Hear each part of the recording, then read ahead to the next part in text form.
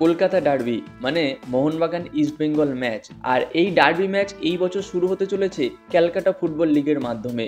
তো এই Mohun Bagan east Bengal match কবে, কখন, কোথায় হবে, এমনকি এই ম্যাচের টিকিট আপনারা কোথা থেকে বুকিং করতে পারবেন, এই সমস্ত ডিটেলস নিয়ে এই ভিডিওতে আমরা আলোচনা করব।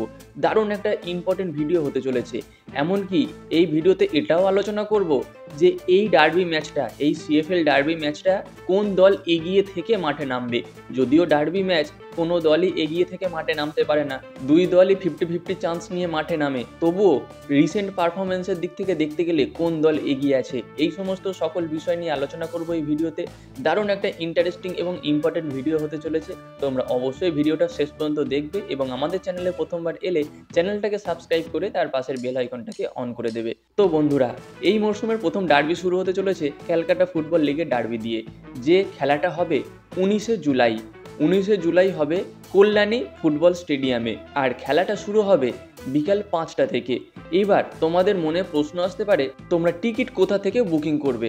দেখো, টিকিট বুকিংয়ের জন্য অনলাইনে একটা অ্যাপ আছে যেটার নাম হলো পেটিএম ইনসাইডার। এই পেটিএম ইনসাইডার অ্যাপ থেকে তোমরা টিকিট বুকিং করতে পারবে। তবে টিকিটের কত টাকা মূল্য, একটা টিকিটের কত টাকা মূল্য সেটা এখনও কিন্তু ধার্য করা হয়নি। হয়তো 100-150-র মধ্যেই থাকবে, কারণ এর থেকে বেশি হয়তো টিকিটের দাম হবে না। কারণ এত টাকা নিয়েই বা কী করবে? কোনো প্লেয়ারের ইনজুরি হলে তো সেই ছাতা দিয়েই ব্যান্ডেজ ফ্যান্ডেজ করবে, প্লাস্টার করবে, তারপরে প্লেয়ারকে হসপিটাল নিয়ে যেতে পারবে না, অনেক কাঠখড় পুড়িয়ে তারপর একটা প্লেয়ার ট্রিটমেন্ট পাবে। তো যাই হোক, এটা একটা হাসির দিক বললাম। হয়তো 100-150 এর মধ্যেই থাকবে টিকিটের দাম। তো এই ডার্বি ম্যাচ, মরশুমের প্রথম ডার্বি ম্যাচ, তোমরা কে কতটা এক্সাইটেড আছো এবং কারা খেলা দেখতে যাচ্ছ অবশ্যই কমেন্টে জানিও। এবং সেই সঙ্গে তোমাদের আরেকটা ইম্পর্টেন্ট ইনফরমেশান দিই, যেটা হলো এই বছর এই সিএফএল ডার্বিটা কিন্তু মোহনবাগানের থেকে ইস্ট বেঙ্গল একটু হলেও এগিয়ে থেকে মাঠে নামবে। তার কারণ যদি আমরা কারেন্ট ফর্ম হিসাবে দেখি, তাহলে কিন্তু মোহনবাগানের থেকে ইস্ট বেঙ্গল অনেকটা বেটার পজিশনে আছে। যদিও এই মুহূর্তে মোহনবাগান স্কোয়াডে কিয়ান নাসিরি, সুহেল ভাট, দিব্যেন্দু বিশ্বাস, গ্লেন মার্টিন, এই সমস্ত সিনিয়র দলের প্লেয়াররা যোগ দিয়ে দিয়েছে, তবুও তারা কিন্তু এখনও সেইভাবে প্র্যাকটিস ম্যাচ খেলেনি। আজকে হয়তো জজ টেলিগ্রাফের সঙ্গে একটা ম্যাচ আছে, সেই ম্যাচটা তারা প্র্যাকটিস ম্যাচ হিসাবে দেখবে।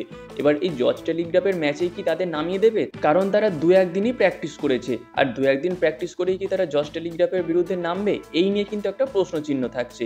তবে যদি শেষের 15-20 মিনিটও এই প্লেয়ারগুলোকে দিয়ে একটু প্র্যাকটিস করিয়ে নেওয়া যায়, তাহলে কিন্তু আগামী ম্যাচে ডার্বির জন্য অনেকটা ভালো রেজাল্ট পেতে পারে। কারণ এই প্লেয়ারগুলোর একটা প্র্যাকটিসেরও ব্যাপার আছে, ম্যাচ ফিট হয়ে যাবে, ম্যাচের যে আবহাওয়া থাকে সেইটাও তাদের কিন্তু বেশ নখদর্পণে চলে আসবে।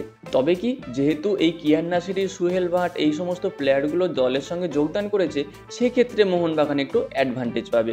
তবে ডার্বি ম্যাচ দুজনের জন্যই 50-50 থাকে, কে এগিয়ে থাকবে কে পিছিয়ে থাকবে সেটা ম্যাটার করে না। ডার্বিই হয়, সেখানে দর্শক, সেখানে গ্যালারি, এই সমস্ত বিষয়গুলো ম্যাটার করে।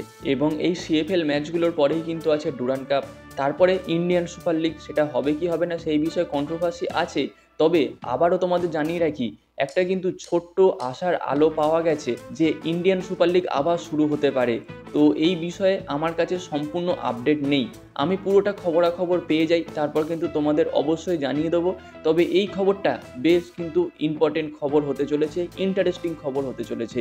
তোমরা অবশ্যই চ্যানেলটাকে সাবস্ক্রাইব করে রেখো, এর পরবর্তীতে যে সমস্ত ভিডিওগুলো আসবে সেইগুলো সবার আগে তোমরা কিন্তু পেয়ে যাবে। তো বন্ধুরা, এই ছিল আজকের ভিডিওটা ভালো লাগলে লাইক এবং শেয়ার করে দিও। দেখা হচ্ছে পরবর্তী ভিডিওতে। Bye bye.